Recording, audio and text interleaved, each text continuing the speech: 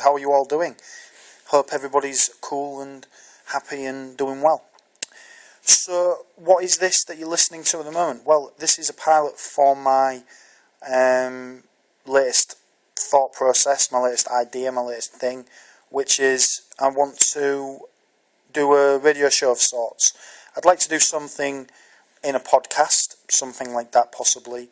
I want to really try and do something that is going to sort of show who I am a little bit more in terms of my personality and things like that, because I feel that even on YouTube, I'm a very inward person. I don't feel that I'm really showing people who I am. And I feel that part of my channel should be about me, obviously. Not just the games that I play, but also who I am as an individual. And I really want to explore my gaming, my history, me as an individual a little bit more. And I feel that the way to do that is to completely isolate myself from the gaming a little bit, from the gaming videos a little bit, and just do something in a radio show. The other thing as well is I want to start practicing my speech a little better, because I don't know if any of you guys watch my videos regularly, but I'm sure you'll know that I use the expression an awful lot. Well, what I want to do is I want to try and build a little bit of self-confidence as well, and I feel that literally putting myself in the thick of it, so to speak, is usually the best way to learn. Chucking myself in the deep end, so to speak. So what I really want to do is a kind of show where I kind of interact with you guys on a little bit more of a little bit more of an interpersonal level. I just think that with my channel at the moment, it's great. I'm doing well. I'm doing quite well, thank you very much. I'm quite pleased with how things are going. But I also feel that I want to be more interactive with you guys out there, because I feel that I'm very closed, and I feel that I have I feel that it would be nice just to, say who I am a little bit more, and say why I'm on YouTube and why I'm doing what I'm doing. And I think that the best way to do that is to just sort of distance myself from stuff where I don't illustrate myself. Things like when you do a gameplay and stuff like that, you tend to talk about the game and not about who you are. And I really want to talk about, self-indulgent as this may sound, I really want to talk about myself for a little bit, because I feel that who I am I feel that what I've got to offer might be beneficial to somebody out there. I don't know, maybe I'm just talking crap, but the way I see it is when you're doing a radio show and things like that, I think sometimes a lot of people go in with a script and with a thought of what they're going to do. Me, I've never done that, and I never will. And I think that if I'm going to be reasonably successful in what I'm doing with regards to the radio show, with regards to my channel, I think if I keep to my own ethos, my own thought process, then I'm sure that I'll be okay. At the moment, guys, I'm really pleased with how the channel's going, my own channel. I'm really chuffed with the way that things are panning out. And I've got some ideas, floating around in my head, and this is one of them. And I'm toying with the idea of I want to make it a regular thing, but of course, I want to consider the fact that obviously in order to do this, I'm going to have to come up with better ideas and better subjects to discuss and better things to talk about than basically what I'm doing in this pilot. The pilot is really just to sort of say to you guys, here I am. If you've got any questions, if you've got any comments, if you've got any ideas for my channel, let me know. And it's really just to sort of say thanks to a few people as well. What I really want to do is I just want to thank a load of people to start with, and I feel that it's important to illustrate these people. But what I'm going to do, I'm not going to be all descriptive in the description. I'm going to keep it brief, and I'm just basically going to talk about these guys very briefly. The first person I want to talk about is somebody that on YouTube is they're a little bit higher up than me, and rightly so. And I feel that they should be mentioned a little bit more, because I feel that what they're doing on their channel is fantastic, and it's worth shouting them out. So, hi Dave, how are you doing? Hopefully you're listening to this, and I hope you give me some you know, comments and tell me what you think in a real honest way, sort of thing, you know, like you normally do. And I just wanted to say to everybody out there who doesn't know, Dave Webster, youtube.com/user/Dave Webster. Dave Webster's channel, go check him out. The obvious thing is he does games, obviously. That's what I'm into, that's my thing. However, he's got a real in-depth channel. Some of the stuff that he does is really cool. He's got a little bit of mod in there. He's got a little bit of in-depth chat about systems. He's even got a bit of a programming thing going on. I loved his Dreamcast sprite scaling demos. Fantastic. Really into what he's doing. He's got a real good angle and stuff like that. Some of his gameplays are brilliant. He's got a real down-to-earth mentality. It is totally worth your time and eyes and ears to go and swing by his channel and see what you reckon, because the guy is doing amazing things on his videos and stuff like that. Totally worth your time. There's another guy who does things completely differently. Got a very similar kind of thought process to doing gameplays and stuff like that, but the guy is completely different in his approach. Very, very slapstick, very crazy. Sometimes it's like, wow, that is a bit crazy, but not in a bad way. He's a really interesting guy. I've known the man for years, on and off, and that guy is Brett Badley. Hi, Brett. Mr. Brett Badley. He's a legend in his own lifetime. Just the funniest person. He's got a real... I don't think he'd mind me saying this. He can be unintentionally funny. He doesn't mean to be funny, but he'll just say something and it's just like, wow, I have never heard anybody say that before. He's got such a unique style. On YouTube, he tends to just go at it. Whatever is on his mind, it'll just come out onto the screen in some form.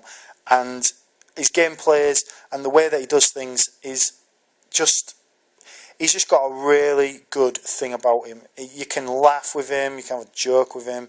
He's a bit crazy, a bit off the wall, but that's good because he makes his videos watchable. Makes him watchable. What's he going to do next? We don't know. I've since been doing some challenges with him and things like that. Obviously, you can see those on my channel, and of course, swing by his channel and see what he's done with the, with the videos there.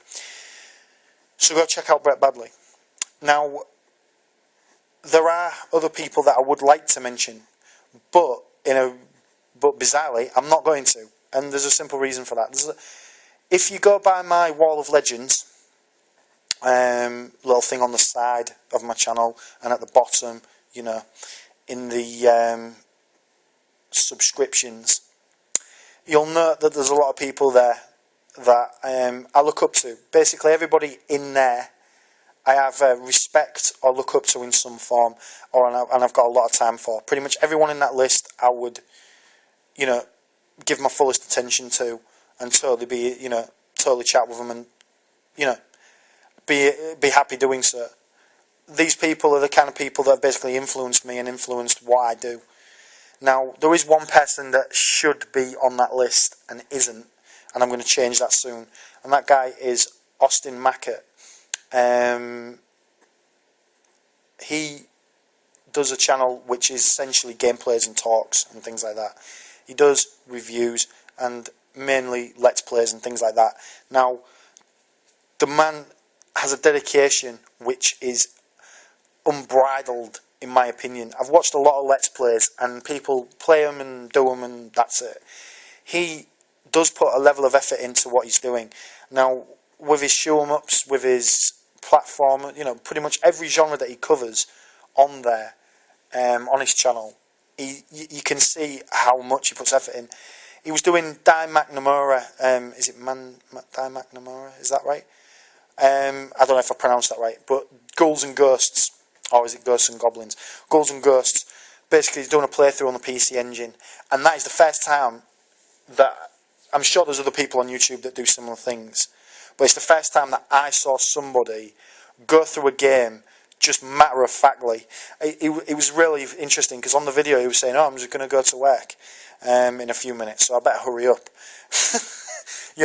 Just to pick a game as challenging as that and just to complete it without a second thought is unbelievable to me. I played through Super Ghouls and Ghosts, Super Ghouls and Ghosts, and or is it Ghosts and Ghouls?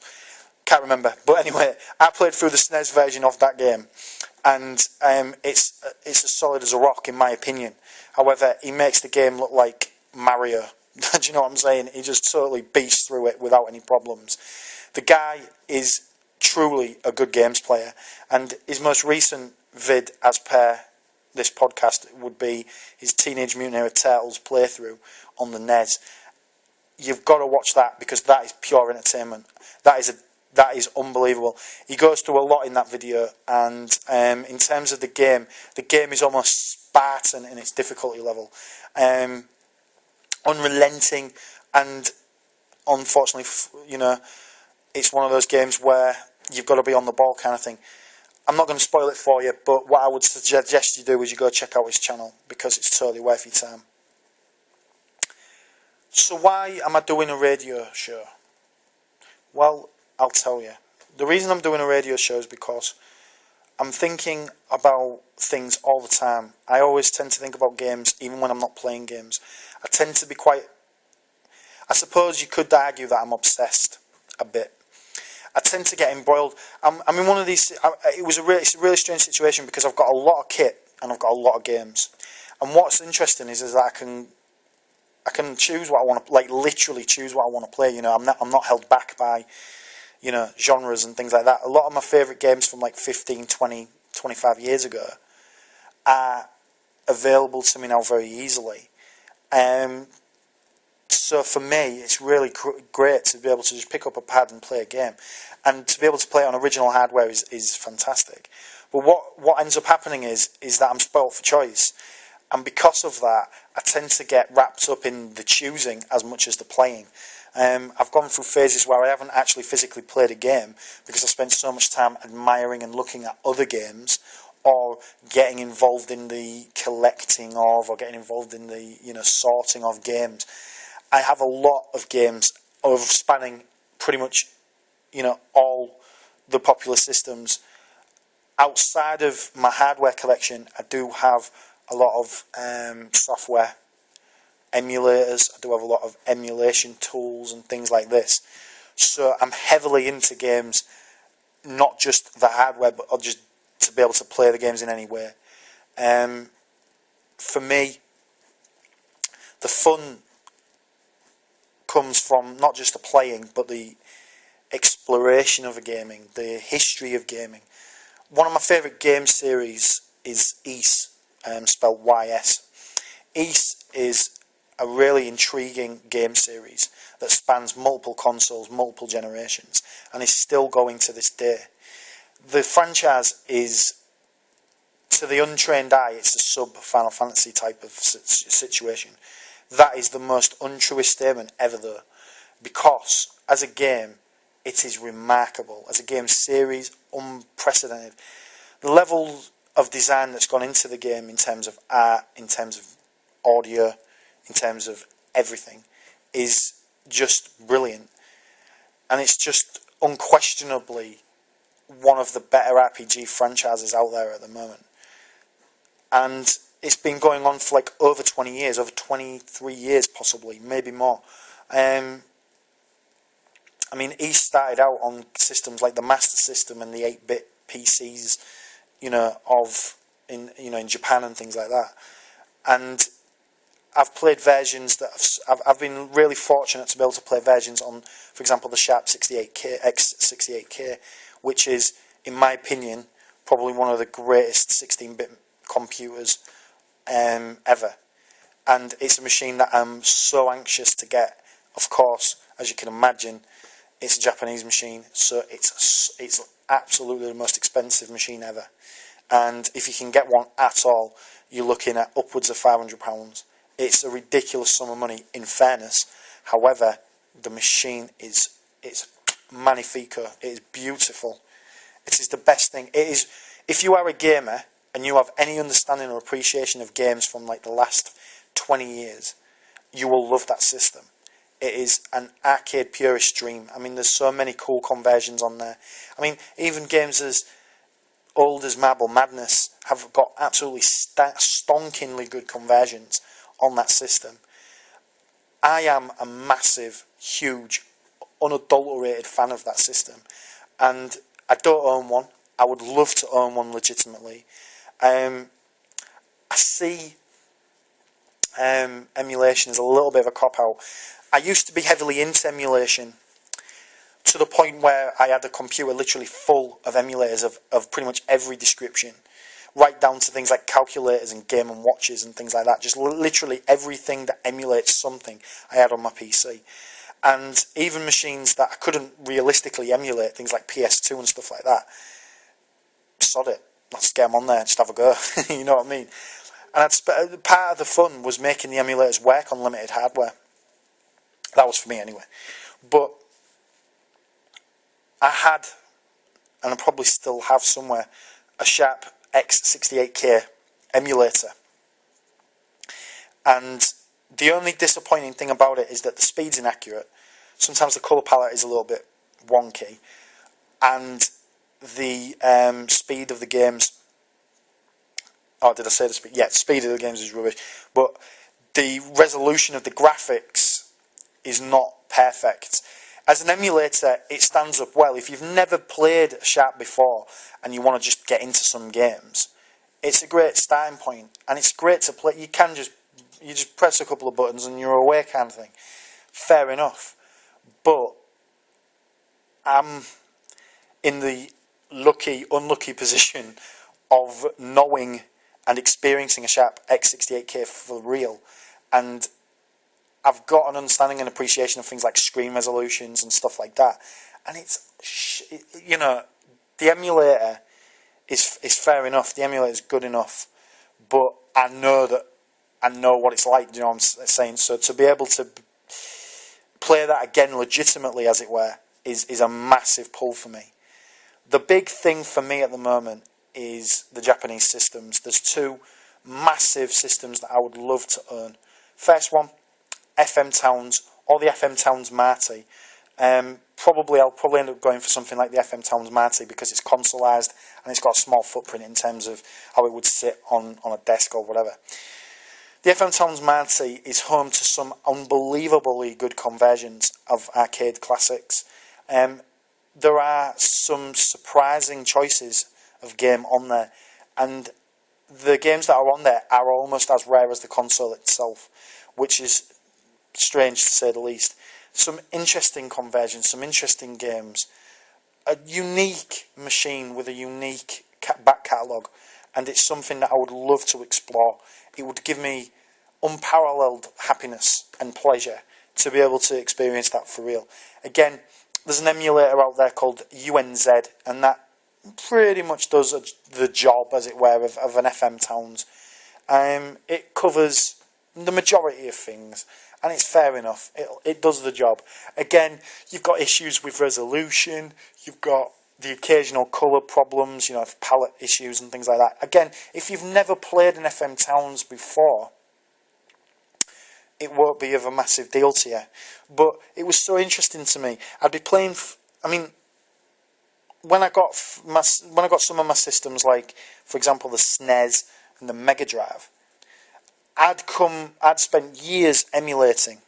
So I'd gone through a good 5 or 6 year period of just everything being on an emulator.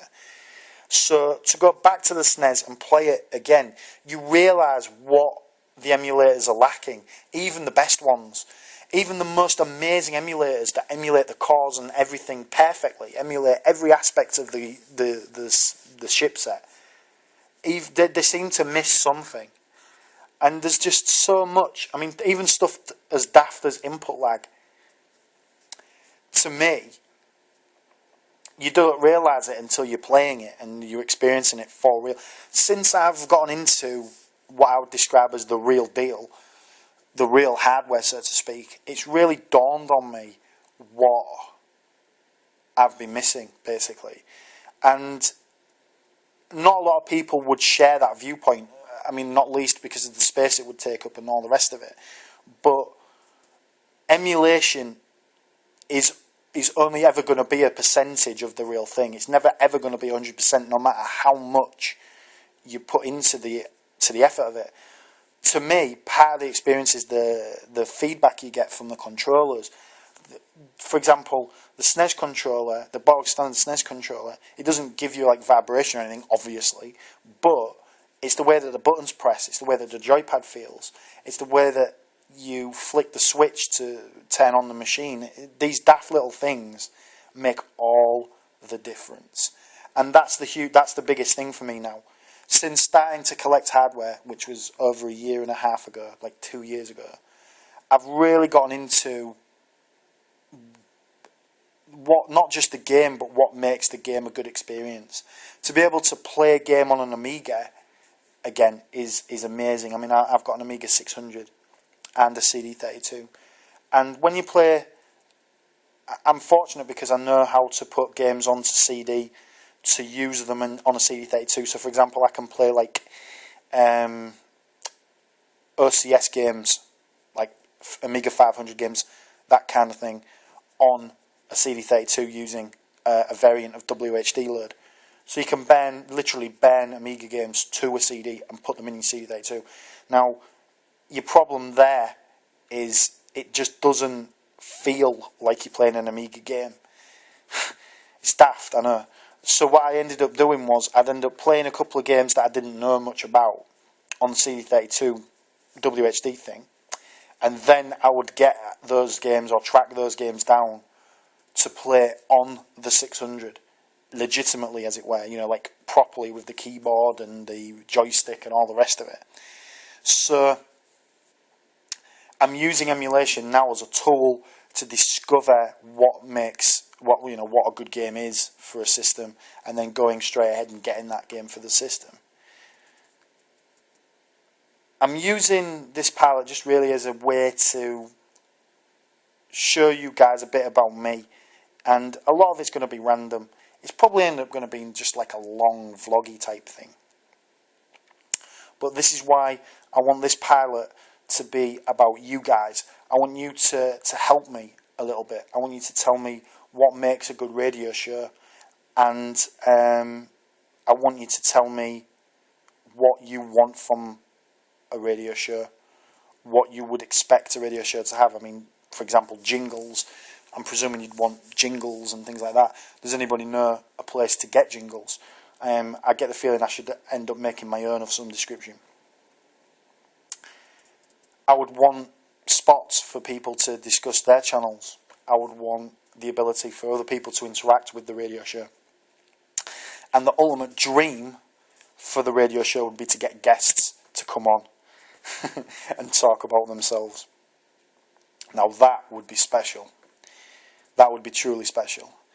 But in the meantime, what I want to do is really make a radio show that's going to,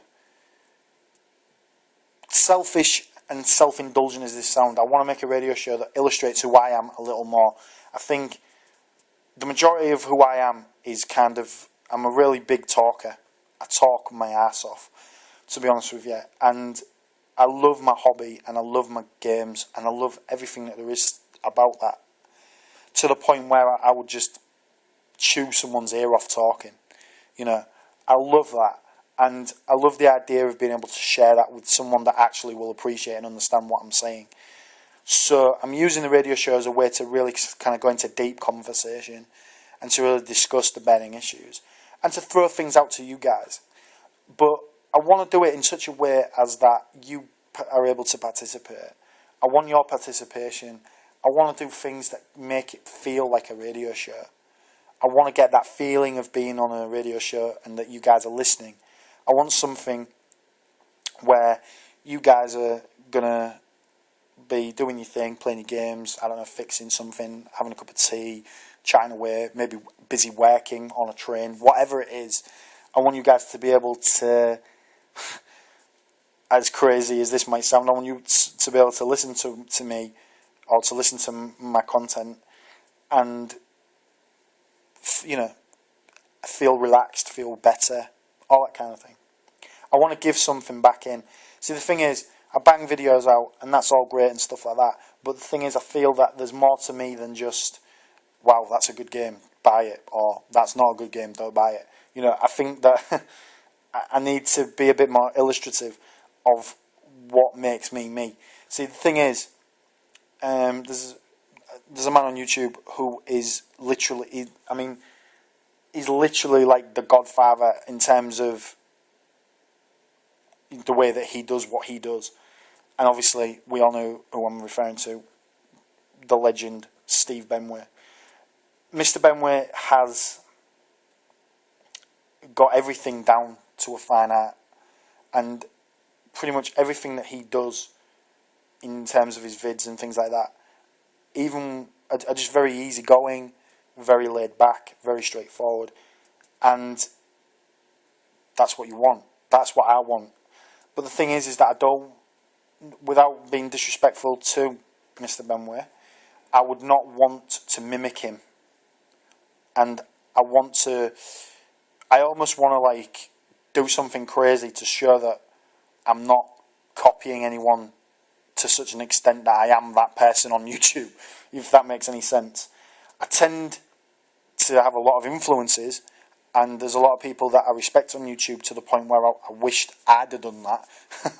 But I'm always illustrative of that when I'm doing the videos. I've got an idea, you see, for a bit of a box set type of situation going on, and I'm doing vids on that as well, which I'll upload also. The only reason I don't upload more regularly is just down to my upload speed, which is rubbish.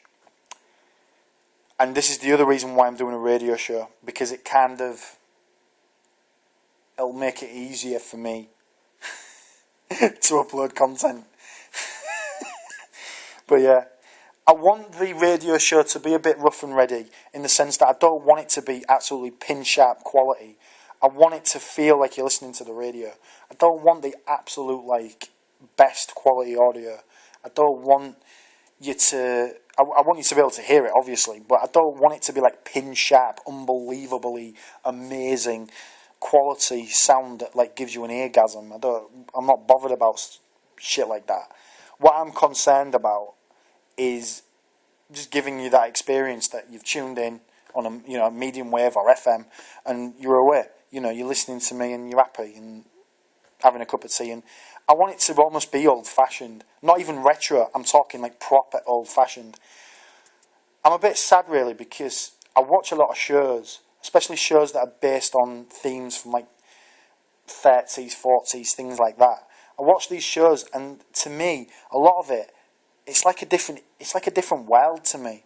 But I've heard this from a lot of people that have lived in those eras, that the world then was like, you hear it all the time during the war. These people always say the same thing, that the world was a happier place. It was a more, it wasn't as hard and as biting as it is now. And I think part of that is down to things like technology and things like our quest to speed up our processes and speed up our functionality of life. Everything that we do now is down to the second. Things like, even something like having a thought, we can actually put that down now literally onto a web page or whatever. And I want that to sort of slow down a little bit. I know that sounds ridiculous, because I love technology, but I want things to have a little bit of grounding, a little bit of old-fashionedness about them, a little bit of something that makes it feel nice and homely and stuff like that. I want you to be able to listen to me doing my thing and feel, just feel good, and it just makes you happier doing your job or whatever it is. So I want to I've set the bar really high for myself in terms of the radio show. I want to make something that's really going to give you guys something back. So I've really set the bar high. Now, I believe it was Browning that said, "A man's reach must exceed his grasp, otherwise what's the heaven for?" And I believe that is the statement. That's going to be the statement that drives this radio show, if it is going to be successful. And to me, the measure of success is, do people interact with it? If one person interacted with it in a positive way, or if they just interacted with it, period, I would be very pleased. I would want somebody, especially the people that are sub to me, I'd want them to get some kind of involvement in there as well. This has all come about because of one man who has done his own radio show and has an amazing way about him. Unbelievable. And the man is truly a legend in his own lifetime. And that guy is the Donovan Viper. He's got a channel on YouTube which is... He's real, he's candid, he's got a level of honesty about him that is so rare these days. And it can only be commended. There's no intelligent way of addressing this. He is just a really genuine, down-to-earth kind of person. And that comes across in his videos and his way and everything. If he's having a good day, you know he's having a good day. And if he's having a bad day, he doesn't hide it. I think he wants to sometimes. But he doesn't hide it. And he's real and he's honest. And that's just the most amazing thing to me. I want to see more of what he does.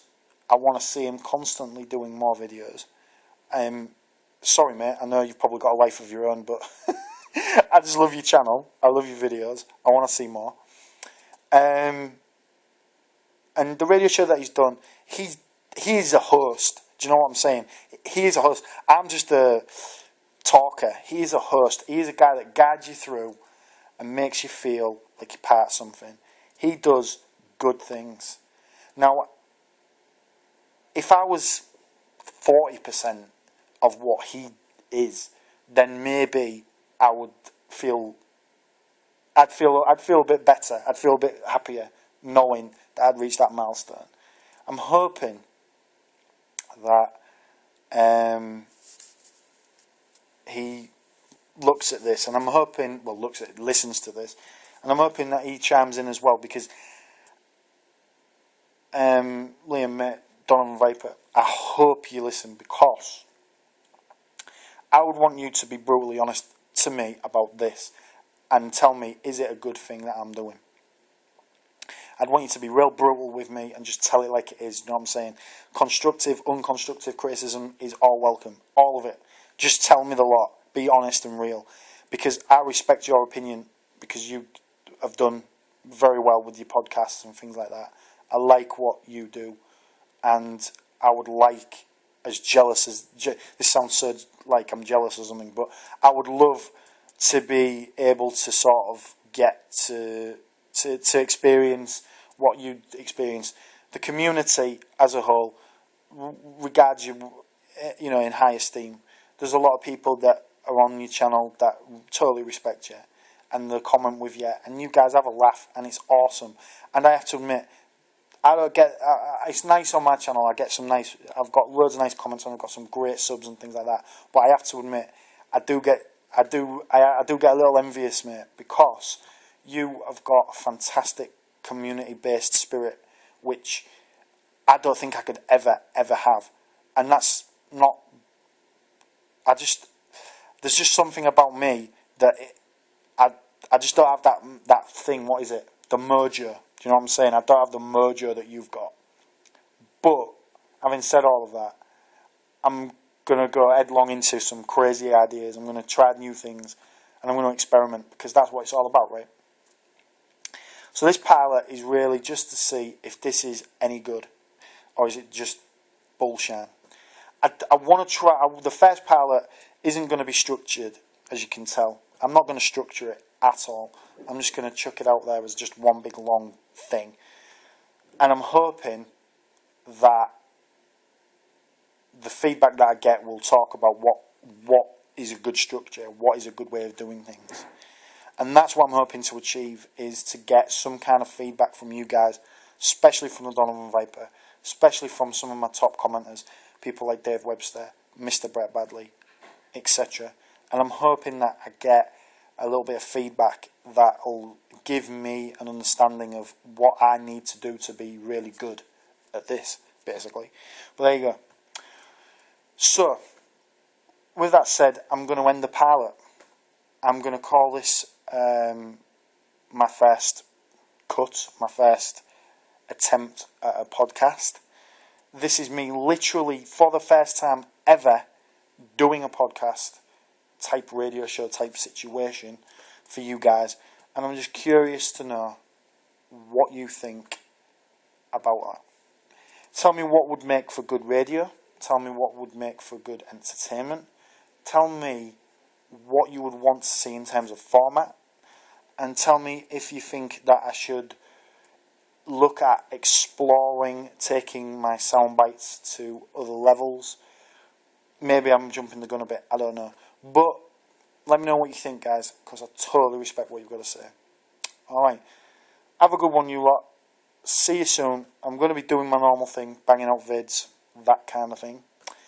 And I've also got another idea with regards to what I've described as box sets. I'm not going to give a huge amount away, but suffice to say, it's you kind of know, you probably know what this is going to be. But it's going to have my spin on it, so to speak. And I'm hoping that I can share that with you guys.